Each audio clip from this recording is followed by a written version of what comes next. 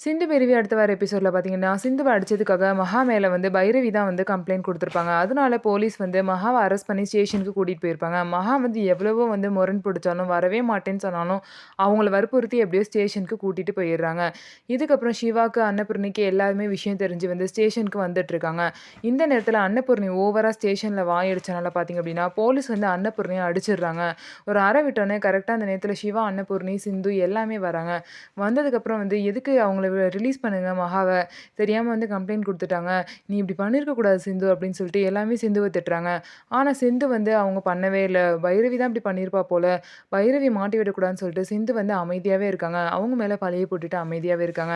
இதுக்கப்புறம் வந்து சிந்துவே பார்த்தீங்க அப்படின்னா, நான் கேஸ வாபஸ் வாங்கிக்கிறேன் அப்படிலாம் சொல்றாங்க. அவங்க தான் கேஸ வாபஸ் வாங்கிக்கிறேன்னு சொல்றாங்களா, இதுக்கப்புறமும் நீ ஏன் விட மாட்றீங்க அப்படின்னு சொல்லிட்டு அன்னபூர்ணி கேட்குறாங்க. நீங்கலாம் இருக்கனால அவங்க பயந்துகிட்டு கூட சொல்லலாம்ல. இப்படியே விட்டா இவங்களலாம் வந்து அடக்கவே முடியாது. இவங்க திரும்ப திரும்ப அடிச்சு கொடுமை பண்ணிட்டே தான் இருப்பாங்கன்னு சொல்லிட்டு, மகாவ வந்து போலீஸ் வந்து சொல்றாங்க.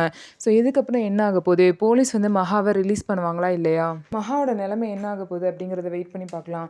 அது மட்டும் இல்லாம இதுக்கு பின்னாடி உள்ள ஐஸ்வர்யாவோட விஷயம் வந்து வெளிய வருதா? அப்படிங்கிறதையும் நம்ம பார்க்கலாம். நம்ம வீடியோ உங்களுக்கு பிடிச்சிருந்தா நம்ம வீடியோவ லைக் பண்ணிக்கோங்க. மறக்காம நம்மளோட சேனல சப்ஸ்கிரைப் பண்ணிட்டு பாருங்க.